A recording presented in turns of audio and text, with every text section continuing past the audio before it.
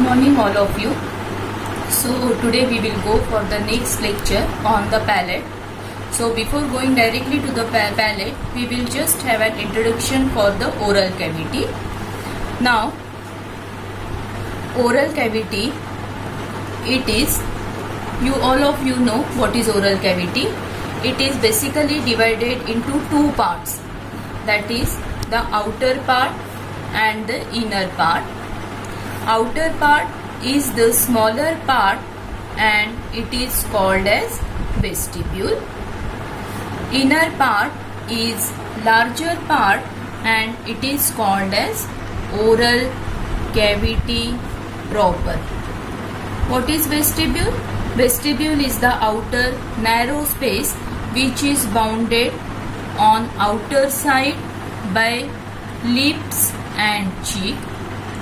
On inner side, it is bounded by teeth and gums.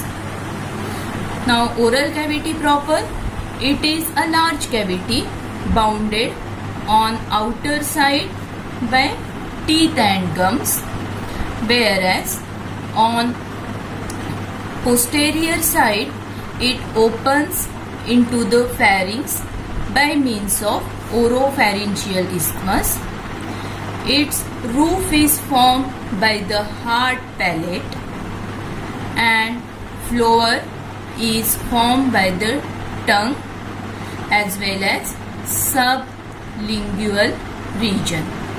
So oral cavity, two parts, smaller, larger. Vestibule, oral cavity proper.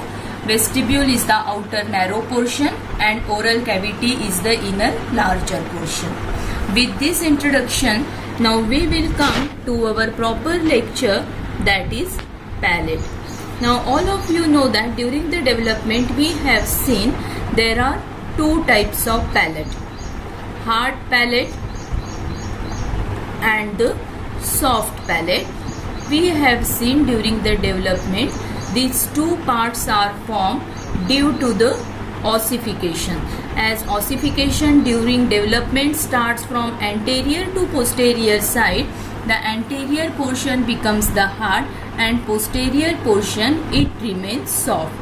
Now among these two palates, first coming to the hard palate. Now hard palate, so hard palate, as the name suggests, it is hard, that means it is ossified palate formed by the bone.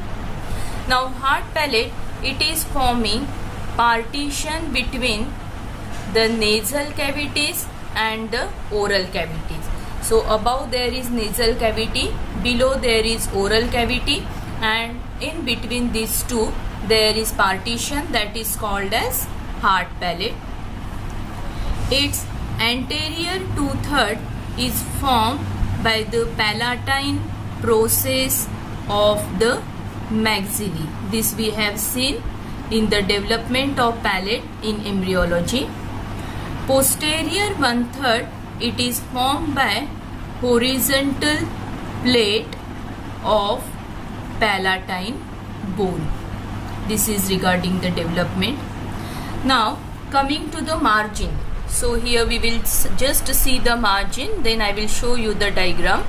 So anterolateral margin, it is continuous with alveolar, gums and teeth, alveolar arches, teeth and gums. Posterior margin, it gives attachment to soft palate. Superior surface, it is forming the floor of the nasal cavity, and inferior surface, it is forming the roof of oral cavity. So let us have a diagrammatic representation of the hard palate. Now if you see the rough diagram of the hard palate, this is somewhat the rough diagram. Now this is the diagram of the hard palate. Now there is crucial suture over the hard palate. So what we have seen, it is forming partition between nasal and oral cavities. For that we will go to the another diagram showing this is the just the rough diagram of the human face. Here you know there lies the mandible and this is the teeth. So above it there lies the hard palate. So let us come to the description of the hard palate once again. It is forming partition between nasal cavity. So this is nasal cavity and this is oral cavity. Here there is tongue. Its anterior two-third, it is formed by, this is anterior two-third which is formed by palatine process of maxillae, and this is the posterior one-third which is formed by horizontal plates of palatine bone. Now this is the anterolateral margin. Here you find the teeth. So it is continuous with the alveolar arches, gums and teeth. Posterior margin, it is giving attachment to the soft palate. Now you can see here the superior surface and the inferior surface. So superior surface, it is forming the floor of the nasal cavity, whereas inferior surface, it is forming the roof of the oral cavity. Is it clear? So this is about the anatomy of the hard palate. Now coming with the vessels and nerves which are responsible for supplying the hard palate. So vessels and nerves which are responsible are, it is supplied by the greater palatine branch of the maxillary artery. So maxillary artery, it is a branch of external carotid artery. It gives one greater palatine branch which is responsible to supply the hard palate. Now veins, they drain into pterygoid plexus of veins. Nerves which are responsible for supply are greater palatine nerves and nasopalatine nerves. Both are the branches of pterygopalatine ganglion. Both are the branches of pterygopalatine ganglion. Lymphatics, they drain into deep cervical group of lymph nodes and some drain into the retropharyngeal group of lymph nodes. So this is all about the hard palate. Now let us come to the further portion, that is the another part of palate, that is the soft palate. Now the soft palate, as the name suggests, it is soft and therefore we can describe it as the movable palate. It is nothing but the muscular fold which is suspended or which is attached to the posterior border of hard palate. Now soft palate, it is responsible for separating the nasopharynx from the oropharynx. Now in this diagram we have shown the hard palate. So to its posterior border there is attachment of the soft palate. So this is the soft palate. It is responsible for separating the nasopharynx. This is nasopharynx, opening of nasal cavity into pharynx. This is the oropharynx, opening of oral cavity into the pharynx. So it is responsible for separating nasopharynx from the oropharynx. Now it has two surfaces and two borders. So two surfaces are anterior surface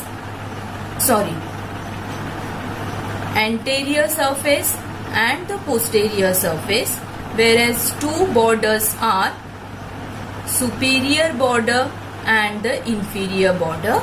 So here I can show you two surfaces. This is the anterior surface, this is the posterior surface, this is the borders. So this is superior border and this is the inferior border. Now you can see here anterior surface, it is concave and it is marked by the median raphe. Posterior surface, it is convex and it is continuous with the floor of the nasal cavity.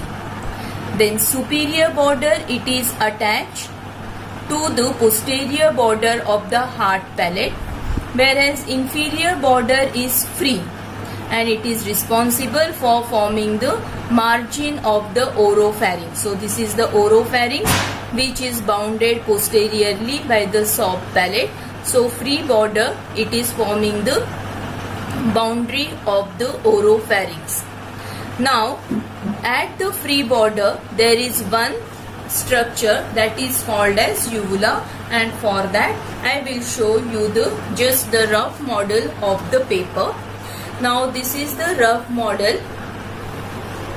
Now here this is acting as the hard palate, and this is, I have just folded over it. So this is showing the posterior border of the hard palate, and this is the soft palate. So we have seen that hard palate forming the boundary between nasal cavity and oral cavity. Just consider above there is nasal cavity and below there is oral cavity. Posterior margin of hard palate to which it is attached the soft palate. Now soft palate, it has two surfaces. So this is the anterior surface which is concave, posterior surface which is convex and continuous with the floor of the nasal cavity. Then it has two borders. Superior border, it is attached to the posterior margin of the hard palate. Inferior border, it is free. In the median plane of the inferior border, there is a small conical projection which is called as uvula. So this is uvula. From the base of the uvula, there is presence of two muscular folds. So here I have shown the muscular fold with the help of paper. One is the green and one is white. So here you can see that this is one muscular fold which extends from the uvula to the tongue. That means palatoglossal. From the palate to the tongue, that is palatoglossal. It consists of palatoglossal muscle and it extends from the palate to the junction of oral and pharyngeal part of the tongue. Now both sides of palatoglossal arches, this is called as palatoglossal arches. So these are responsible for forming the lateral boundary of the, just for a minute we will fold this, another folds. So this palatoglossal arch, it is responsible for forming the lateral boundary of the oropharyngeal isthmus. Now you can just imagine this is oral cavity. Posteriorly there is pharynx. So this is oropharynx, opening of oral cavity into the pharynx.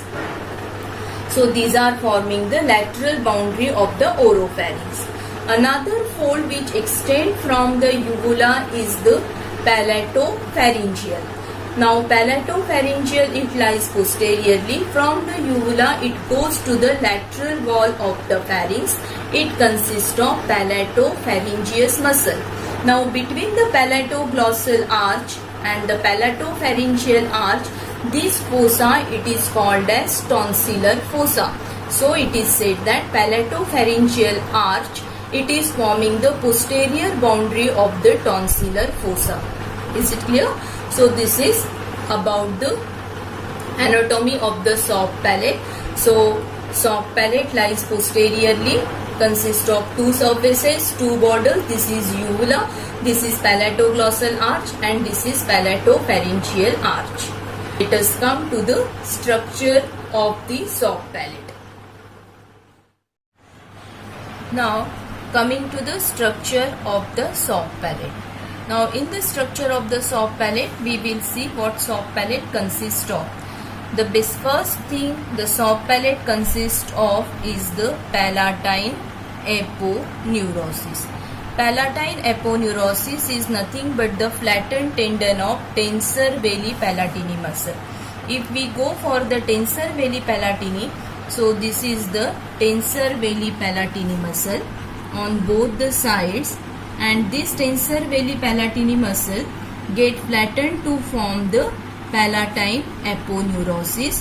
When it comes in the median plane, median plane there are two muscles on both the side, that is musculus uvuli muscle. This is musculus uvuli. This is tensor veli palatini, which get flattened to form the palatine aponeurosis. Now this palatine aponeurosis comes in the median plane, gets split and enclose the musculus uvuli muscle in the median plane. Now another structure which is present in the soft palate is another muscle, that is levator veli palatini, which is attached to the superior aspect of the palatine aponeurosis. So this is levator. Now levator means for the elevation, therefore it is present on the superior aspect. Tensor means for tension of palate. Another structure which is present is the palatopharyngeus muscle, which is also attached on the superior aspect of the palatine aponeurosis. So this is palatopharyngeus muscle. If you remember, this muscle, it is present in the palatopharyngeal arch. And another last structure which is present is the palatoglossus muscle, which is present in the palatoglossal arch. So this is palatoglossus muscle, which is attached to the inferior aspect of the palatine aponeurosis. So complete soft palate, it consists of tensor veli palatini, its flattened structure, that is palatine aponeurosis, which in the median plane gets split to enclose the musculus uvuli muscle. It also consists of levator veli palatini and the palatopharyngeus muscle, which is attached on the superior aspect of the palatine aponeurosis. Another structure is palatoglossus muscle, which is attached to the inferior aspect of the palatine aponeurosis. Now with this we will come to very short topic, that is the muscles of the soft palate. So it's very easy now once you understood the structure of the soft palate. Now to enumerate the muscles of the soft palate, there will be simply 5 muscles which we have already seen in the structure.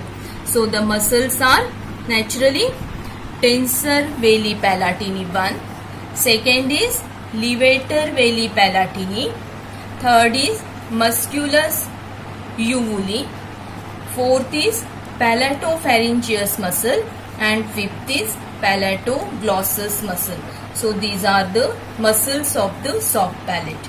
Now the further nerve supply we will see in the tomorrow's lecture, but hope you will go for the origin, insertion, nerve supply and action of all these muscles. This portion I will go for the nerve supply but not for the origin and insertion. Hope you will read it and learn it. Okay, thank you. Next lecture we will next portion of the palate we will take it in next class. Good afternoon all. So let us come to the further lecture of the soft palate. Now in the last class we have seen that soft palate, it consists of 5 muscles, namely tensor veli palatini, levator veli palatini, musculus uvuli, palatopharyngeus and palatoglossus muscle. Hope you have read the details of all these muscles. So we will not go in the detail and directly shift to the nerve supply of the soft palate. The nerve supply of soft palate we are going to discuss under 3 headings: motor nerve supply, sensory nerve supply and secretomotor nerve supply. So first is the motor nerve supply. So motor nerve supply means nerve supply to the muscles. Now all the muscles of the soft palate except tensor veli palatini are supplied by means of pharyngeal plexus of the nerves, which is formed by the cranial part of accessory nerve, that is the 11th cranial nerve, through the vagus. Then what about tensor veli palatini? So as you know, tensor veli palatini is derived from the first arch and therefore it is supplied by mandibular nerve. So this is about the motor nerve supply. Now coming to the second type of nerve supply, that is the sensory nerve supply. Now the sensory nerve supply, we are going to discuss it under two headings: general sensory nerve supply and the special sensory, that is the gustatory or the taste sensation. Now the general sensory nerve supply is carried by means of middle and posterior lesser palatine nerves. If you remember, hard palate was supplied by greater palatine nerve. Soft palate is supplied by middle and posterior lesser palatine nerves, which are ultimately the branches of maxillary nerve, again through pterygopalatine ganglion. The general sensory supply, it is also given by glossopharyngeal nerve, that is the ninth cranial nerve. So this is about the general sensory. Now coming to the special sensory supply, and finally the somatomotor supply. Now before going to the special sensory and the secretomotor nerve supply, I would like to remind you the part of the facial nerve which is concerned over here. Now during the facial nerve, we have seen that there were two roots, motor root and the sensory root. The two roots then get joined to form a single nerve, and in the path it takes a curve which is called as genu. There lies the geniculate ganglion, and from here arises the greater petrosal nerve, which further passes and goes to the pterygopalatine ganglion, and where it gets relayed, and the further fiber passes to the soft palate. If you remember this, so these are the secretomotor fibers. In the same topic, we have also seen that the taste sensation from the soft palate are carried by the same nerve, passes again through the pterygopalatine ganglion without relay, passes again through the greater petrosal nerve, goes to the geniculate ganglion, and finally to the nucleus of tractus solitarius through the sensory root. So with this information, we will go now to the special sensory nerve supply of the soft palate. Thus, the special sensory supply, it is carried by the lesser palatine nerve, which further passes through anterior palatine nerve, which further passes through the pterygopalatine ganglion, but here there is no relay. Without relay, the fiber further passes through the nerve of pterygoid canal, and further the fiber passes through greater petrosal nerve. From here it passes to geniculate ganglion. From the geniculate ganglion it goes to nervus intermedius, that is nothing but the sensory root of the facial nerve, and finally the fibers goes to the nucleus of tractus solitarius. So this is the gustatory pathway or the special sensory pathway. Now coming to the third type of supply, that is the secretomotor supply of the soft palate, which we have already seen over here. Now the secretomotor supply, thus it is carried by the lesser palatine nerve only, but the fibers now come from superior salivatory nucleus. Then further the fibers passes through nervus intermedius, that is the sensory root. Now exactly reverse we are going. So from the nervus intermedius, fibers go to geniculate ganglion. From the geniculate ganglion to the greater petrosal nerve, from the greater petrosal nerve to the deep petrosal nerve, from the deep petrosal nerve to pterygoid canal, and from there it passes to the pterygopalatine ganglion. Now this is pterygopalatine ganglion. Now what's the difference?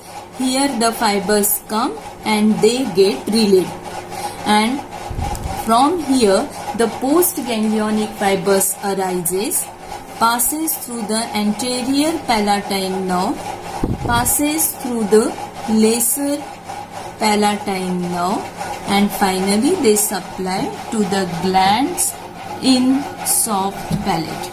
So this is the secretomotor supply. If you trace, it is exactly reverse to that of the gustatory pathway.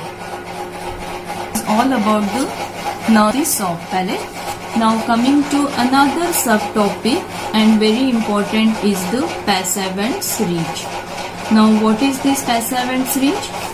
Now if you remember, when we have seen the cut section of the hard palate and the soft palate, we have gone to this simple diagram of the human being showing the mandible with the tooth and with the cut section of the hard palate. To its posterior end there is attachment of the soft palate, and here we have considered the posterior pharyngeal wall. Now in the model I have shown you below there is tongue because oral cavity is there. So in the model I have shown you palatoglossal arch which comes from the palate to the tongue, and posterior one arch, that is the palatopharyngeal arch which goes to the lateral wall of the pharynx. So this is palatoglossal and this is palatopharyngeal. Now this palatopharyngeal arch, it consists of palatopharyngeus muscle that we have seen. Now coming to the passavant's ridge. Now these some fibers of the palatopharyngeus muscle, they passes deep to the mucous membrane of the pharynx to form a sphincter below the constrictor muscle, that is the superior constrictor muscle. And these fibers which passes deep, they are responsible for constituting the passavant's muscle. Now on constriction, these passavant muscle form a circular elevated ridge, and this ridge is called as passavant's ridge. If we see in the cross section, you are able to see here the passavant's ridge at the posterior wall of the pharynx. So what is the importance of this passavant's ridge? Now when the soft palate get elevated, now this is the soft palate. Now when the soft palate get elevated, this posterior aspect of the soft palate, it touches. When it get elevated, this will be the somewhat position of the soft palate, and it touches the passavant's ridge. As it touches the passavant ridge, it is responsible for closing the passage of nasopharynx with the oropharynx. So this is about the... So now starting with the movement and functions of the soft palate. So coming to movements and functions of soft palate. Now for this we will go to a simple diagram showing the nasopharynx, oropharynx. Now here I am drawing, this is the air passage. Lower down, you know, there is the food passage. So this is the upper air passage, this is the food passage. Posteriorly, you know that there is posterior pharyngeal wall. Schematic diagram I am drawing. In the upper part, there is the sphenoid bone. Now this is the nasopharynx. So this is the air passage, air passes in through it. This is the food passage, that means the oral cavity, food goes inside through it. This is the nasopharynx, and this is the oropharynx. Clear?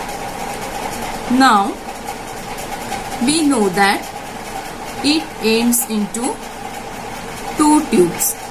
Posteriorly there lies the esophagus and anteriorly there lies the trachea. So this is the basic structure of pharynx, larynx along with the nasal cavity and oral cavity. Now all of you we know that soft palate is responsible for consisting the two gates, that is the nasopharynx and the oropharynx. Now when the soft palate has the capacity to completely close the nasopharynx and oropharynx, it can regulate the size of both the openings. If you see the path of the air, this is the path of the air which from the nasal cavity it goes to the trachea, and this is the food path which goes to the esophagus, and we can clearly see that path of the air, it is crossing the path of the food. Now talking regarding the soft palate, here there is pharyngeal isthmus. Now soft palate has the capacity to completely close the pharyngeal isthmus and the oropharyngeal isthmus, or it can also regulate the size of both the openings. With this function, it can smoothly carry out the function like the coughing, sneezing, chewing and all other function. But some special function of the soft palate are that during chewing. Now during chewing what we require? The activity is going on in the oral cavity. At that time, what is the function of the soft palate? Soft palate completely separates this oral cavity from the oropharynx, so that the air passage it remains patent and breathing continues even during the chewing. Second thing, it separates the oropharynx from the nasopharynx during the second stage of swallowing. So how it does? We have seen that this is the hard palate, there is the soft palate, posteriorly there is passaventrage. Soft palate when get elevated, it completely separates the oropharynx from the nasopharynx during the second stage of swallowing, so that the food directly enters into the esophagus and do not enter upward into the nasal cavity or the nose. Clear? Third thing it does, that by varying the degree of the pharyngeal isthmus. So this is the pharyngeal isthmus. By varying the degree of the pharyngeal isthmus, it helps in maintaining the resonance of the voice. And fourth thing the soft palate does is that during sneezing, it diverts the force of air into both the cavities, that is the nasal and the oral cavity, so that the narrow nasal passage is preventing from damage. Similarly, during coughing, it directs the sputum and mucus into the oral cavity. So these are some of the important functions of the soft palate. Hope you understood it. Just as fast we revise. This is the nasal cavity, oral cavity, pharyngeal isthmus, oropharyngeal isthmus. This is the air passage. This is the food passage. Soft palate is regulating the opening of pharyngeal isthmus and the oropharyngeal isthmus. During chewing, it closes, separate completely oral cavity from the oropharynx, so the breathing is going smooth. During the second stage of swallowing, when we require the passage of food into the esophagus, it completely separates the nasopharynx from the oropharynx. Then by varying the degree of the size of the pharyngeal isthmus, it maintains the resonance of voice. And fourth thing, during sneezing, it diverts the air into both the cavities, and during coughing, it directs the mucus into the oral cavity. Let us come to the arterial supply, venous drainage and lymphatic drainage. So arterial supply, it is by the greater palatine branch of maxillary artery, then ascending palatine branch, and it is also supplied by palatine branch of ascending pharyngeal artery. Palatine branch of ascending pharyngeal artery, which is a branch of external carotid artery. Then venous drainage, it is into the pterygoid plexus of veins and also into the tonsillar plexus of veins. Lymphatic drainage, it occurs into the deep cervical group of the retropharyngeal group of lymph nodes. So I have gone little fast because these things you have to just learn. Now lastly, coming to the applied anatomy. So before that, there is one more heading given in your book, that is the development, but already we have completed the development of palate during embryology. So we will go directly to the applied anatomy. So in the applied anatomy, the first point you are going to write is the cleft palate. There are varying degrees of the cleft palate. Again, I will not go in detail of it because its detail we have already covered again during the embryology. Second part is the paralysis of the soft palate due to the injury to the vagus nerve. So if there is paralysis of the soft palate, what will happen? There will be nasal regurgitation of the liquids, nasal regurgitation, then there will be nasal twang in the voice, there will be flattening of the palatal arch, and there will be deviation of uvula on normal side.